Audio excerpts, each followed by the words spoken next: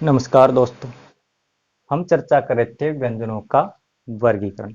पिछली कक्षा में हमने अध्ययन किया था स्वर तंत्री के आधार पर व्यंजनों का वर्गीकरण। मैंने बताया था स्वर तंत्री के आधार पर दो भेद माने गए हैं, घोष और अघोष। आज पढ़ेंगे हम प्राणत्व के आधार पर या श्वास वायु के आधार पर व्यंजनों का वर्गीकरण।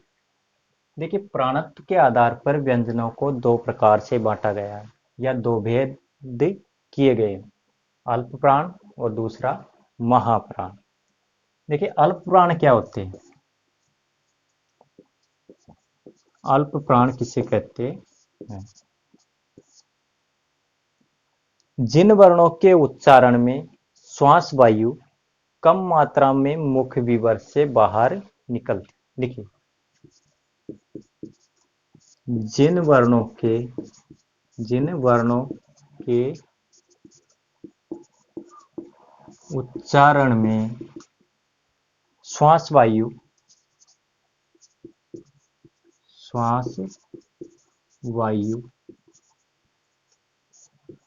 कम मात्रा में मुख विवर से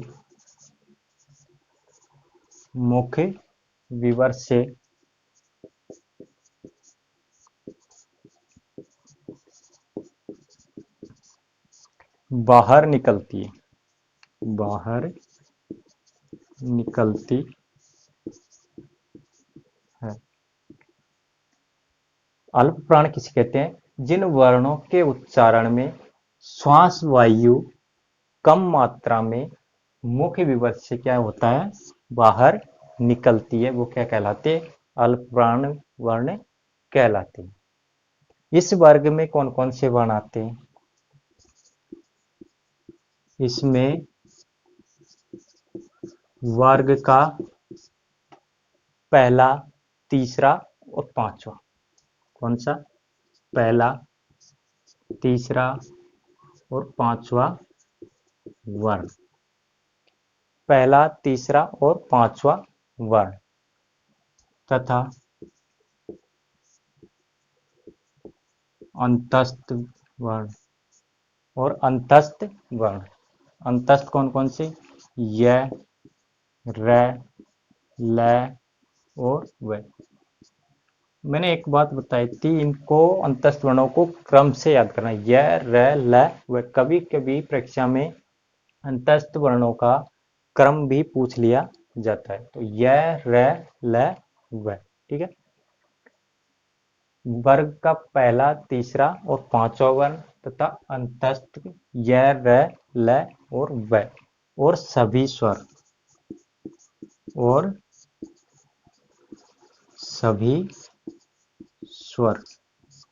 क्या होते हैं? अल्प प्राण होते हैं। अल्प प्राण होते हैं। वर्ग का पहला, तीसरा, पांचवा अंतस्थ और सभी स्वर क्या है? अल्प प्राण है। सभी स्वर ही घोष ध्वनियां भी है और सभी स्वर अल्प प्राण ध्वनियां भी है। कुल कितने हो गए इसमें? पहला, तीसरा, पांचवा, तीन वर्ण हो गए। पांचों वर्ग के तीन मतलब यानी 5 3 15 वर्ण हो गए, प्लस 4 अंतस्थ व्यंजन हो गए और 11 क्या हो गए? स्वर। कितने हो गए टोटल? 15 और 4 19 और 11 30 वर्ण। अल्प प्राण कितने होते हैं? कुल 30 वर्ण होते हैं, जिसमें 19 तो व्यंजन ध्वनियां होती है और 11 क्या होते हैं? स्वर होते हैं। कुल अल्प प्राण व्यंजन कितने होते हैं? 30 वर्ण। ठीक है, यहां तक का स्क्रीनशॉट लीजिए। प्राणत्व के आधार पर या श्वास वायु के आधार पर दो भेद माने हैं, अल्प प्राण, महाप्राण। अल्प प्राण किसे कहते हैं? जिन वर्णों के उच्चारण में श्वास वायु कम मात्रा में मुख विवर से बाहर निकलती है। इसके अंतर्गत वर्ग का पहला, तीसरा और पांचवा वर्ण तथा अंतस्थ व्यंजन य, र, ल, व और सभी स्वर अल्प प्राण होते हैं। कुल अल्प प्राण वर्ण कितने होते हैं? 30। जिसमें से 19 तो आपके व्यंजन वर्ण होते हैं और 11 क्या होते हैं, स्वर। कुल मिला के 30 वर्ण आपके अल्प प्राण के अंतर्गत आते हैं।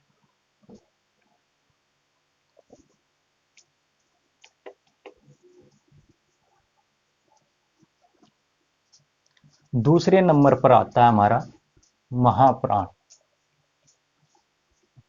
दूसरे नंबर पर क्या आता है, महाप्राण। महाप्राण कैसे किसे कहते हैं, जिन वर्णों के उच्चारण में श्वास वायु अधिक मात्रा में मुख विवर से बाहर निकलती है।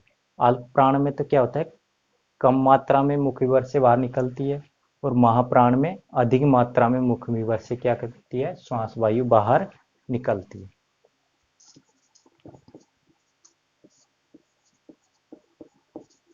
जिन वर्णों के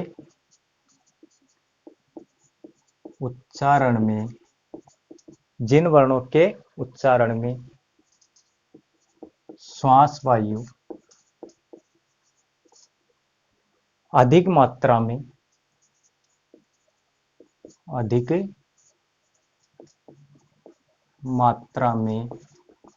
क्या होती है, मुख विवर से बाहर निकलती है।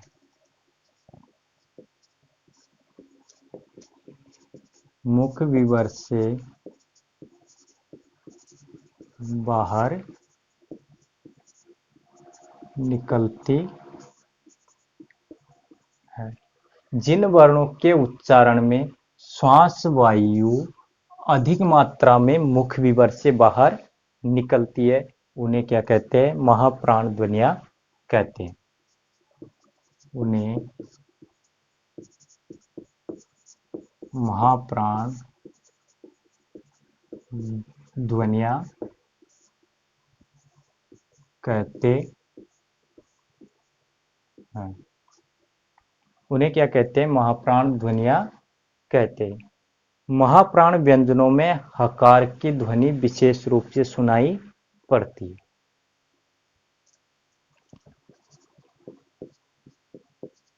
महाप्राण व्यंजनों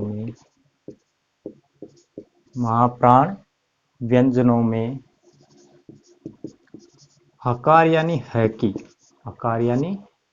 की हकार की ध्वनि विशेष रूप से सुनाई पड़ती है। विशेष रूप से सुनाई पड़ती है। क्या महाप्राण व्यंजनों में हकार की ध्वनि विशेष रूप से सुनाई पड़ती है। प्रत्येक इसमें के अंतर क्या होता है, इसके अंतर्गत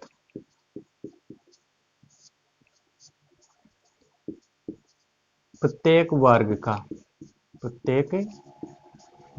का दूसरा व चौथा वर्ण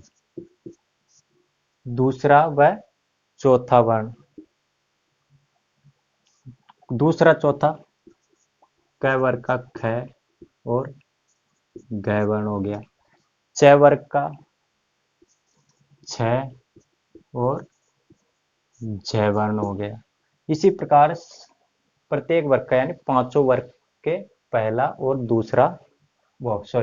दूसरा और चौथा वर्ण और तथा ऊष्मीय व्यंजन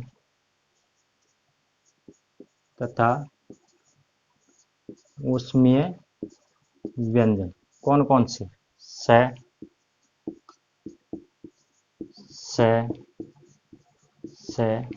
और है वर्ण क्या होते हैं, महाप्राण होते हैं। ठीक है, कौन कौन से आते हैं, इसके अंतर्गत प्रत्येक वर्ग का दूसरा और चौथा वर्ण यानी क वर्ग का ख और घ, च वर्ग का छ और ज। इसी प्रकार पांचों वर्गों के दूसरे और चौथे वर्ण को गिना गया है। तथा ऊष्मीय व्यंजन स और है महाप्राण वर्ण के अंतर्गत आते हैं। इनकी संख्या कितनी होती है? 14। इनकी संख्या कितनी होती है? 14 होती है। देखिए, प्रत्येक वर्ग का दूसरा और चौथा यानी 2 वर्ण, पांचों वर्ग के 2 वर्ण के हिसाब से कितने हो गए? 5 दूनी के 10 वर्ण, और 4 कौन कौन से हो गए? ऊष्मीय वर्ण, बराबर के लोग कुल कितने हो गए आपके? 14 वर्ण। ठीक है, इस प्रकार आपका महाप्राण कंप्लीट होता है। महाप्राण किसे कहते हैं? जिन वर्णों के उच्चारण में श्वास वायु अधिक मात्रा में मुख विवर से बाहर निकलती है। अल्प प्राण में कम मात्रा में मुख विवर से प्राणवायु कम निकलती है और इसमें अधिक मात्रा में बाहर निकलती है, उसे महाप्राण कहते हैं। महाप्राण व्यंजनों में हकार की ध्वनि विशेष रूप से सुनाई पड़ती है। इसके अंतर्गत प्रत्येक वर्ग का दूसरा व चौथा वर्ण आता है तथा ऊष्मीय व्यंजन भी महाप्राण के अंतर्गत गिने गए हैं। महाप्राण वर्णों की कुल संख्या कितनी होती है? 14। ठीक है, आज के लिए इतना ही। कल पढ़ेंगे हम उच्चारण प्रयत्न के आधार पर या स्पर्श के आधार पर व्यंजनों का वर्गीकरण।